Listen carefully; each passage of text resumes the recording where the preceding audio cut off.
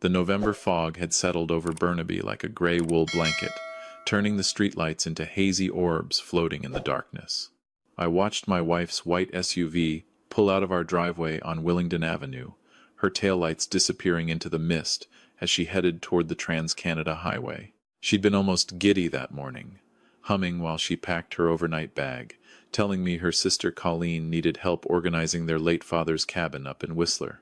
Something about sorting through old photographs and deciding what to keep. I turned from the living room window to find my 8-year-old son, Lucas, sitting cross-legged on the carpet. He was arranging his toy cars in a perfect line, the way he always did, his brown eyes focused entirely on the task. He hadn't looked up when his mother left. He never did. For 5 years, my son hadn't spoken a single word. The specialists had given us every diagnosis in the book: selective mutism, autism spectrum disorder, childhood trauma response. Dr. Patricia Okonkwo, his current child psychiatrist at BC Children's Hospital, had gently suggested we prepare ourselves for the possibility that Lucas might never speak again. My wife had cried in the parking lot after that appointment. I'd held her, feeling like a failure. At 34, I looked older than I should have. The stress had carved lines around my eyes, and my dark hair had started going gray at the temples. My job as a forensic accountant at a downtown Vancouver firm had become my only escape, the numbers making sense when nothing else did. Dad, the word hit me like a physical blow. I spun around so fast I knocked over the lamp on the side table. It crashed to the hardwood floor, the bulb shattering, but I barely registered it. Lucas was looking directly at me, his small face pale but determined. "Lucas?" My voice came out as a whisper. "I can talk, Dad." His words were clear, deliberate, practiced. I always could. But if Mom hears me, something bad will happen. We have to leave right now, before she comes back. The room seemed to tilt. 5 years. 5 years of therapists and medications, and watching my son sit in silence while other kids played and laughed. 5 years of Vanessa's tears and my guilt, wondering what I'd done wrong, what had broken my beautiful boy. "I don't understand," I managed to say. "What are you?" But Lucas was already standing, moving toward me with an urgency that seemed impossible for an 8-year-old. He grabbed my hand, his small fingers surprisingly strong. "Aunt Colleen isn't in Whistler. Aunt Colleen died 2 months ago. Mom told me not to tell you. She made me promise." His voice trembled, but he didn't look away. "There's a man named Marcus. He comes to our house when you're at work. They have a plan, Dad, a really bad plan, about you." My legs felt weak. I sank down to my knees to be at his level, searching his face for any sign that this was some kind of game, some fantasy he'd invented. But Lucas's eyes held nothing but fear and desperate truth. "Colleen is dead?" Lucas nodded. "Car accident on the Sea to Sky Highway. Mom got the call at night when you were working late. She told me if I ever said anything about it, or about Marcus, or about anything, she would send me away to a special hospital where kids go and never come back." My blood ran cold. "She threatened you?" That's why I stopped talking. I was 3 when I heard them the first time. Mom and Marcus, in the kitchen. They were talking about money and about how you were in the way. I didn't understand what it meant back then, but I knew it was bad. I knew if I could talk, I might accidentally say something, so I just stopped. A 3-year-old. My son had been carrying this weight since he was 3 years old. The supposed trauma that triggered his mutism, it wasn't trauma at all. It was survival. "Where is your mother right now?" I asked, trying to keep my voice steady. "If she's not in Whistler," Lucas's face went pale. "Check your phone." I pulled my phone from my pocket. There was a text from Vanessa, sent 2 minutes ago. "Look outside." I moved to the window slowly, a terrible dread building in my chest. Through the fog, I could see Vanessa's white SUV parked across the street, engine running, headlights cutting through the mist. She was sitting in the driver's seat, and even through the fog, I could see she was watching our house. She was smiling. "She never left," Lucas whispered. "She does this sometimes. Pretends to leave, then watches to see if I'll do anything different. Usually I don't. But today I saw you looking so sad, Dad, and I couldn't keep quiet anymore." My mind raced through possibilities, each one worse than the last. Whatever this was, Vanessa had been planning it carefully. Testing Lucas, testing me, waiting. We need to call the police, I said, reaching for my phone. It won't work. Marcus gave her something that blocks phone signals. She turns it on sometimes when she's home. I figured it out because my tablet stops working. I tried anyway. No signal. The landline in the kitchen was dead too. How long have you known about all of this? I asked as we moved away from the windows toward the back of the house. The stuff about Marcus? Maybe 2 years. But I've been watching and listening for longer. I remember everything, Dad. Everything they said. We reached the door to the garage. My gray Honda Accord sat in the darkness, and for one desperate moment, I thought we could just drive away. Then Lucas squeezed my hand. Check the tires. I hit the garage light. All 4 tires were flat, slashed cleanly through the sidewalls. She did it last night, Lucas said quietly. While you were sleeping. I watched from my window. The side door of the garage burst open. A man stepped through, tall and broad-shouldered, maybe early 40s, with the confident bearing of someone who'd spent time in uniform. He wore dark clothes and moved with professional precision. His gray eyes swept over us with cold assessment. Derek Holloway, he said, and his voice was surprisingly calm, almost friendly. I'm Marcus Webb. Your wife told me you were smart. Looks like she was right. I positioned myself between Marcus and Lucas, my heart hammering. What do you want? Marcus smiled, but there was no warmth in it. Originally, your life insurance. Vanessa has a policy on you worth $400,000. Accidental death pays double. We had a beautiful plan. A hiking accident up near Squamish. A fall from a cliff. Very tragic. Very clean. But you're more careful than we expected. Never go hiking alone. Never take risks. Always cautious. Your wife said you were boring, and she wasn't wrong. He shrugged, so we moved to Plan B. Instead of killing you, we discredit you. Have you declared mentally unfit? Vanessa's been documenting your erratic behavior for 3 years now. The depression, the paranoia, the violent outbursts. I've never had violent outbursts. The records say otherwise. Dr. Patricia Okonkwo has been very helpful with that. The medications she prescribed for your anxiety. They weren't exactly what the label said. Enough to make you foggy, forgetful, easy to gaslight. Combined with Vanessa's testimony and Lucas's convenient silence, it paints a compelling picture of a man losing his grip on reality. The psychiatrist, the woman I'd trusted with my son's care, had been working against us the entire time. The pills, I said slowly, pieces clicking together. That's why I felt so off. The memory lapses, the confusion, minor side effects, Marcus said. Nothing permanent. Just enough to make you seem unstable when the time came for the competency hearing. Once you're committed, Vanessa gets power of attorney. Full control of your assets, your savings, everything. And Lucas here goes to a very nice boarding school in Switzerland where they don't ask too many questions about why a kid doesn't talk. You were going to send me away, Lucas said, his voice small but steady. I heard you and Mom talking about it. You said I was a loose end. Marcus's jaw tightened. Smart kid. Too smart. I looked at my son, seeing him clearly for the first time in years. Not the broken, silent child I'd believed him to be, but someone incredibly strong. Someone who'd protected himself, gathered information, waited for the right moment. He was only 8, and he'd outmaneuvered his own mother for 5 years. Where is Vanessa now? I asked. Waiting for Act 3, Marcus said. See, this whole thing tonight? It's the final performance. She comes home to find you finally snapped. Grabbed Lucas, tried to flee. She's terrified. Calls for help. When the RCMP finds you, you'll be ranting about conspiracies and plans. Your son's continued silence will be seen as fear of his unstable father, and I'll be long gone before anyone thinks to look for me. Except Lucas isn't silent anymore. Won't matter. He's 8. Vanessa will say you coached him, used him as part of your delusions. The paperwork's already done, Derek. It's over. The smart play is to come quietly. I felt Lucas's hand tighten in mine.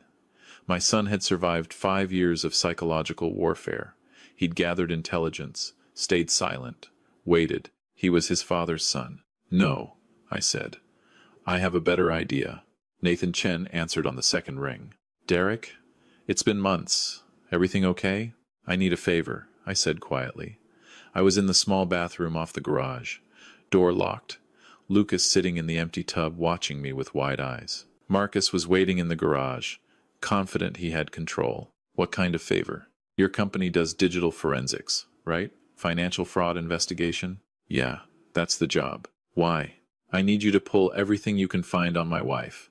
Bank records, phone records, anything connected to her name or her sister Colleen's estate. Colleen supposedly died 2 months ago in a car accident. I need proof. A pause. Derek, that's a hell of a thing to ask. What's going on? My wife's been planning something for years. I think she was involved in Colleen's death, too. And she's been drugging me, Nathan, trying to have me declared incompetent. I don't have time to explain everything, but I need your help. Jesus. I could hear Nathan moving, keys clicking. Give me 15 minutes. Where should I send what I find? I gave him my old work email, one Vanessa didn't know about. One more thing.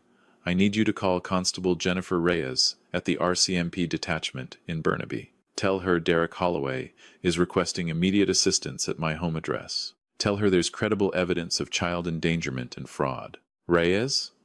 She's the one who investigated the complaint Vanessa filed against you last year, right? The one about you threatening her? Yeah. Tell her I'm ready to tell her the truth. All of it. I ended the call and looked at Lucas. Did your mother ever bring Marcus here when I was home? He nodded. Twice. She said he was from the insurance company, doing a home assessment. You were in your office both times working. I watched them from the stairs. What did they do? Mom showed him something on her laptop. Then she printed papers and locked them in the safe in her closet. The big gray one she installed last year. The safe. Vanessa had said it was for important documents, tax records, Lucas's birth certificate. I'd never questioned it, never asked for the combination. I'd been too foggy to think clearly about anything. Do you know the combination? Lucas smiled, and it was the first real smile I'd seen on his face in 5 years. She uses my birthday, November 8th, 2017. She always thought I couldn't tell anyone because I couldn't talk. But I remembered everything. We came out of the bathroom. Marcus straightened from where he'd been leaning against my car. Make a call? He asked. Just thinking, I said. You're right. This is over. I want to say goodbye to Lucas properly, in his room. Give us 5 minutes. Marcus considered this. 5 minutes. I'll be right outside the door. We climbed the stairs with Marcus following close behind. Lucas's room was at the end of the hall, painted blue with hockey posters on the walls and glow-in-the-dark stars on the ceiling. I'd spent a weekend putting up those stars, making sure the constellations were accurate. Back when I thought I was building a happy life for my family. Marcus positioned himself in the doorway, checking his watch. 5 minutes. I closed the door most of the way and knelt beside Lucas. He moved to his desk, opened a drawer, and pulled out a small key hidden under a stack of Pokemon cards. Where did you get that? I whispered. Mom hides a spare key in her jewelry box in case she forgets the combination. I found it 2 years ago. Her closet was across the hall. No way to get there without Marcus seeing. Then I heard it. Sirens. Distant at first, but growing closer. Marcus heard them too. His relaxed posture vanished. That's not Vanessa, he said. She wasn't supposed to call them yet. No, I said, opening Lucas's door fully and facing him. That's Constable Reyes, responding to a report of child endangerment and financial fraud. My friend Nathan is very efficient when he needs to be. How long do you think it takes to trace a signal jammer, Marcus? The RCMP takes that kind of thing seriously. Marcus's hand moved toward his jacket. You can run, I said, stepping forward, putting Lucas behind me. Try to get out before they arrive. Or you can stay and hope Vanessa's story holds up under investigation. Your choice. His gray eyes flickered between me, Lucas, and the stairs. The sirens were louder now, maybe 2 blocks away. He ran. I heard him pound down the stairs, heard the garage door crash open, heard an engine roar to life somewhere behind our house. Tires squealed. Then silence, except for the approaching sirens. Dad, Lucas said quietly, we need to get what's in the safe before Mom gets here. Together, we crossed the hall to Vanessa's closet. The safe was mounted in the back corner, hidden behind her expensive winter coats. Lucas handed me the key. My hands shook as I opened it. Inside was a thick folder. I pulled it out as red and blue lights began to flash through the bedroom windows. Car doors slammed. Voices shouted. I opened the folder. The first page was a life insurance policy. My name as the insured. $400,000, with an accidental death rider that doubled the payout. Beneficiary, Vanessa Chen Holloway. The second page was a psychiatric evaluation of me, written by Dr. Patricia Okonkwo, dated 6 months before I'd ever met her. It outlined exactly how to systematically undermine my mental state while maintaining deniability. Recommended medications, suggested behaviors for Vanessa to document, a timeline for the competency hearing. The third page was a coroner's report template, already filled out except for the date. Cause of death, accidental overdose of prescription medication. My name was printed at the top. There's more, Lucas said. Under the liner at the bottom. I pulled out the rest. Photographs, dozens of them. Marcus and Vanessa together, going back 4 years. In restaurants, in hotels, in our house. One showed them standing over a hospital bed where an elderly woman lay unconscious. I recognized her from the family photos, Vanessa's mother, who had supposedly died of natural causes 2 years ago. The last photograph was different. A dark highway at night, rain on the windshield, taillights in the distance, and in the bottom corner, a timestamp. September 15th of this year, the night Colleen supposedly died on the Sea to Sky highway. The doorbell rang. I gathered the folder and took Lucas's hand. We descended the stairs together. Through the front window, I could see 3 RCMP vehicles in the driveway, their lights painting the fog red and blue. Constable Jennifer Reyes stood on the porch. She was younger than I remembered, from our last encounter, when she'd come to investigate Vanessa's complaint that I'd threatened her. She'd been professionally skeptical then. Now her face was carefully neutral. Mr. Holloway, we received a call that you might be in danger. Is everything all right? Behind her, I watched Vanessa's white SUV pull up to the curb. She stepped out, her face a perfect mask of fear and concern. She was good. She'd been good at this for a very long time. Constable, I said, loud enough for Vanessa to hear. I'd like to report a conspiracy involving fraud, child endangerment, and possibly 2 murders. And I have evidence. Vanessa's mask slipped. Just for a second. But I saw it. The interview room at the Burnaby RCMP detachment smelled like weak coffee and floor cleaner. I sat across from Constable Reyes.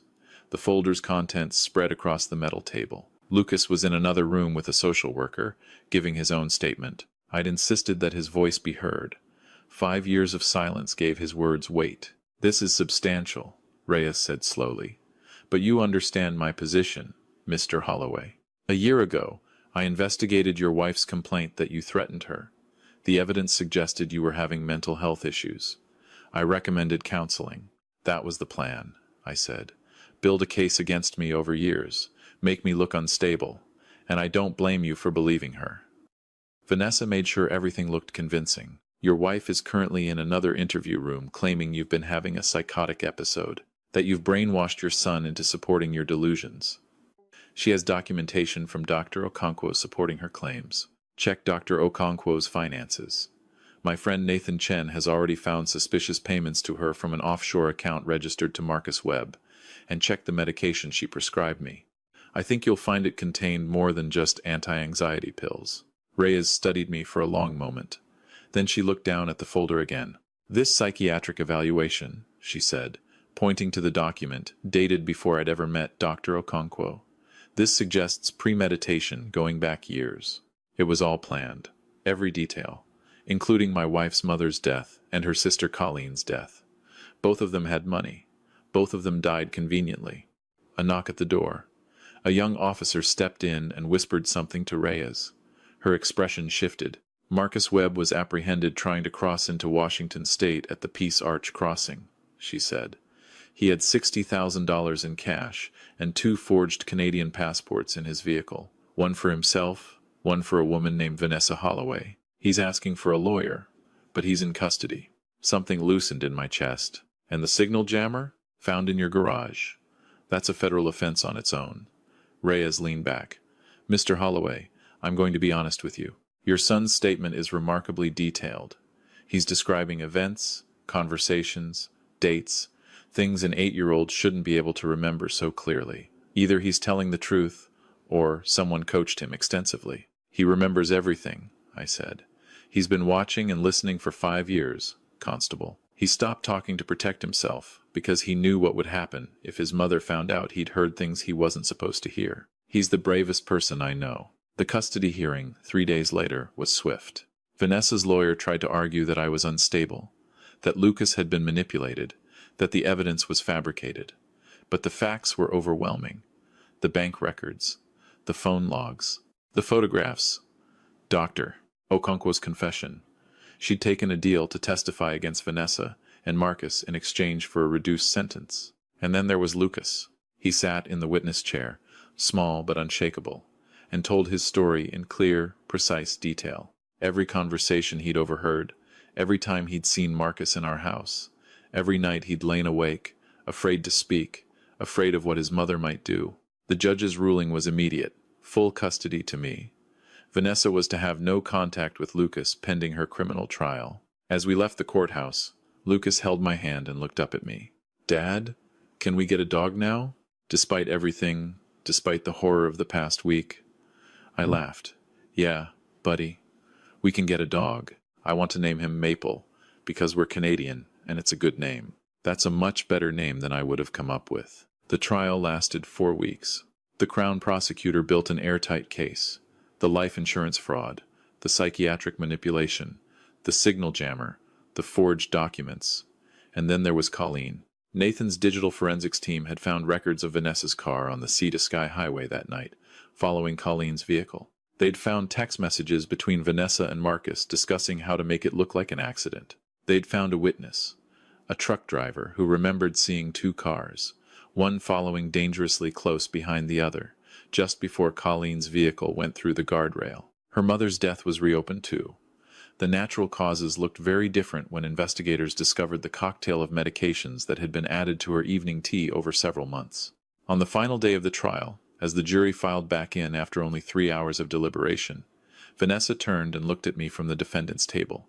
Her eyes held no remorse, no shame, just cold fury that her careful plans had fallen apart. The 4 persons stood. On the charge of conspiracy to commit fraud, we find the defendant guilty. On the charge of child endangerment, we find the defendant guilty. On the charge of first-degree murder of Colleen Chen, we find the defendant guilty. On the charge of second-degree murder of Margaret Chen, we find the defendant guilty. Guilty on all counts. The judge sentenced her to life in prison with no possibility of parole for 25 years. Marcus received the same.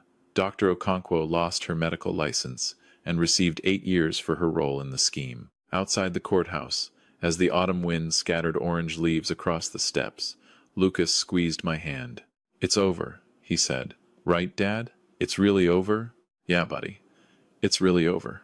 2 years later, I stood in the living room of our new house in North Vancouver, watching Lucas practice piano in the corner. He'd taken to it immediately after we moved, filling the house with music that had been silent for so long. Maple, our golden retriever, lay at his feet, tail thumping against the hardwood with every chord. My phone buzzed. A message from Nathan. Got another one. Woman in Calgary. Husband's been documenting her mental instability for 2 years. Sound familiar? It did sound familiar. Too familiar. After Vanessa's conviction, after the media coverage died down, I'd started getting messages. First one, then 5, then dozens. People who recognized their own situations in my story. Spouses being gaslit, parents being isolated from their children, victims of psychological abuse so subtle and systematic that no one believed them. I'd helped 3 families so far, connected them with lawyers, investigators, therapists who understood what they were going through. It wasn't enough. It would never be enough, but it was something. "Dad?" Lucas called from the piano bench. "Someone's here." I opened the front door to find a woman in her 40s. Dark circles under her eyes, hands trembling as she clutched her purse. "Mr. Holloway? I'm Sandra Okafor. I read about your case. I think—" She paused, swallowing hard. "I think my husband is doing to me what your wife did to you. No one believes me, but I recorded this." She held out her phone, and I heard a man's voice, calm and confident, explaining to someone how easy it was to make a spouse look crazy when you controlled the narrative. "Come in," I said. "Tell me everything."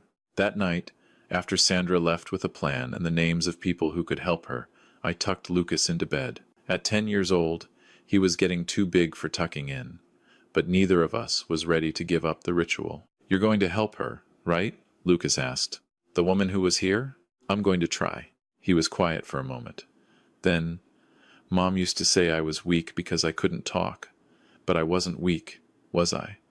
I was just waiting." "You were the strongest person in that house," I said. "You kept yourself safe. You remembered everything. And when the time was right, you saved both of us." "We saved each other," Lucas corrected. He reached out and touched my hand. "Dad, I'm glad I can talk now. But I think I learned something important when I was quiet.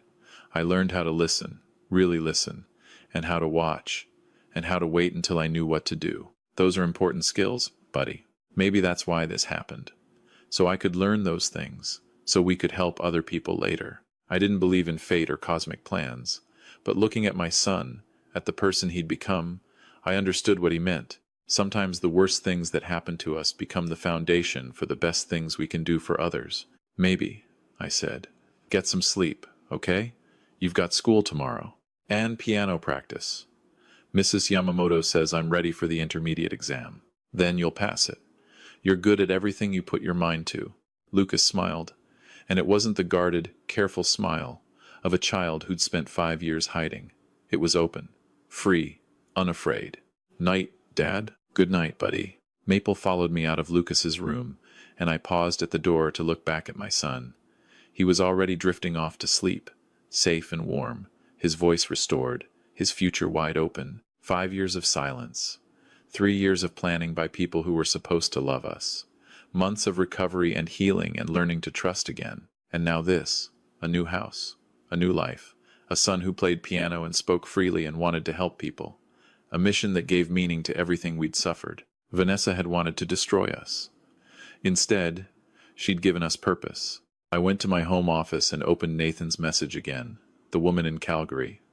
Another family in crisis. Another chance to make sure what happened to Lucas and me didn't happen to someone else. I started typing my response. "Send me everything you have. I'll make some calls in the morning." Outside, the November fog rolled in from the harbor, but I wasn't afraid of it anymore. The fog had hidden Vanessa's car that night, hidden her watching our house, hidden her plans, but it had also hidden Lucas and me, as we found the truth. Some things become clearer in the fog.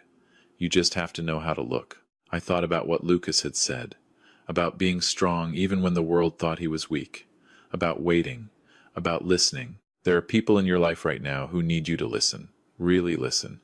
Not to respond, not to fix, not to judge, just to hear them. There are children watching everything, understanding more than we think they do, carrying weights we can't imagine. There are victims who've been told so many times that they're crazy, that they're imagining things, that no one will believe them, that they've started to believe it themselves. If you recognize yourself in this story, or if you recognize someone you love, please know this. You are not crazy. You are not alone. And your silence, whatever form it takes, can become your greatest strength when you're ready to break it. Trust your instincts. Document everything. Find people who will believe you. And remember that survival is its own form of courage. Lucas taught me that. And there you have it. Another story comes to an end. What did you think? I'd love to hear your thoughts in the comments below. If you enjoyed this story, consider joining our community by subscribing. It means the world to us. For more stories like this one, check out the recommended videos on screen, and I'll see you in the next one.